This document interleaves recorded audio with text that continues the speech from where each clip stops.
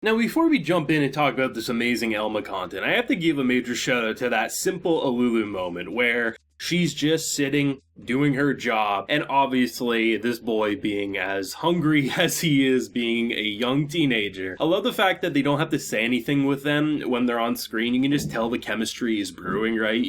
She very much is poking fun, knowing how he feels, him pretending not to care but clearly does. I like that type of stuff. But this was without a doubt Elma's episode, and if you'd ask me what do I want to see each week, I would never specifically point out episodes like these, but as soon as I see them, I see how important they are, and honestly, we get once again some major progression with character dynamics I didn't think we'd touch upon this season. The fact that seemingly Elma as well as Tohru have pretty much come back to an understanding and friendship that they once had. Sure, they're always going to battle and they're always going to poke fun, but the fact that Elma actually broke down and really admitted her feelings, she put her heart on her sleeve, why can't you treat me like you once did? And it starts to paint a clearer picture of maybe why there was so much hostility to begin with, because both couldn't accept the current standards and where they both were at, and because of that, they thought fighting was easier than admitting that they wanted to go back to actually being rather close like we've seen in the flashbacks. And this was a great episode. You have just the idea of workers' rights, which was a hilariously entertaining adventure. Imagining a drag with clairvoyance who can pretty much make a list of every single thing you do throughout the day, which is a worker's worst nightmare. The fact that your boss knows how many times a day you rest your head in your hand as your elbow's on the desk. In a random day, that doesn't actually matter. It's probably like 2 seconds to 10 seconds out of your day. But when you have all these little things pile up in a report, firings are in order from a lead role standard, right? You know how people like their efficiencies when they're making that moolah and they have to decide, is this worker actually worth enough? And I love how it actually boiled down to her just wanting more times with sweets. It wasn't even just like this rebellion and trying to make a union for good causes. It really did boil down to sweets, which is completely in her character. I love the picnic adventure, which once again, this poor girl's like, you can't tell me this shit's CGI. So good thing Shoto was there to knock her out with some magic. And then to end with the Tohru content, this was literally just Elma's episode. It was dominated by her energy. And from the funny slice of life, to the adorable children's picnic, to the emotional heart-tugging and violent aftermath of the ending, this was a quality episode. I don't even know if I could pick a favorite point in this episode. Usually the way Dragon Maid episodes are structured is there's 2 to 3 sections of the story, where yes, certain characters might be a part of all 3 sections, but they're usually dominated by like Akana section, Tohru section, Fafnir section, etc., etc. To have a fully dedicated episode with the only part of her not actually being a part of the cast was actually the Alulu content, which was like 30 seconds of the episode. I think it was a breath of fresh air, especially for a character who's very much been, I think, either a fan favorite or a very enjoyable character for most people. But I think having that extra step, the biggest point we had was definitely her backstory with the flashback, which was incredible development. But to see it more touched upon in the present day, it not only explains the past, but it actually paints a pretty good picture of where they'll go in the future.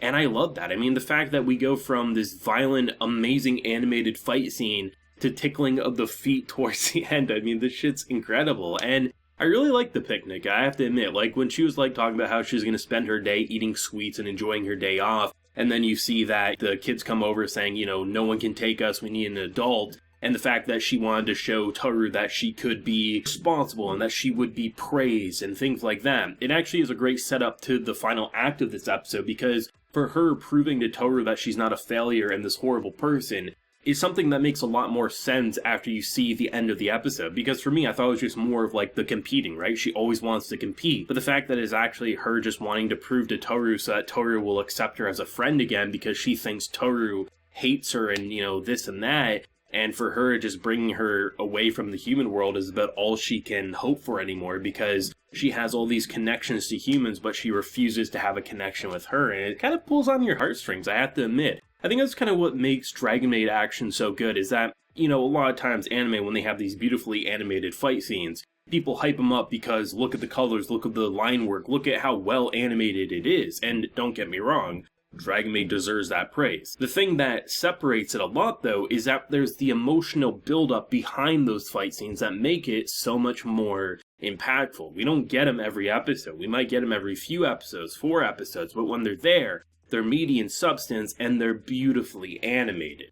That's what makes Dragon Maid such a great season, and seriously, I stick by what I've been saying pretty much ever since the beginning of these reviews of Season 2. This is better than Season 1, and one of the best sequels I have seen personally, because it takes the essence of the first, and just continues to develop and push these characters into territory you don't expect. It is definitely one of the best second seasons I've personally seen. Now, it'll be interesting, right? Because at this stage, you would think the way they will communicate going forward should be slightly different. I still expect there will be a little pushing, but it feels like this, like the biggest wall that separated Elma as well as Tohru has now been at the very least cracked, in that they're starting to push through that wall. So when they bump into each other, there might be a bit different of dialogue occurring there, even if they still do want to pull each other's hair out, because they are very different, but there is a friendship that they both want, and it's hard not to admit that after, wearing your heart on your sleeve, as both of these characters did. I was actually kind of surprised by the direction of The Office when we're in the first part of the episode, where we had Shota's dad, and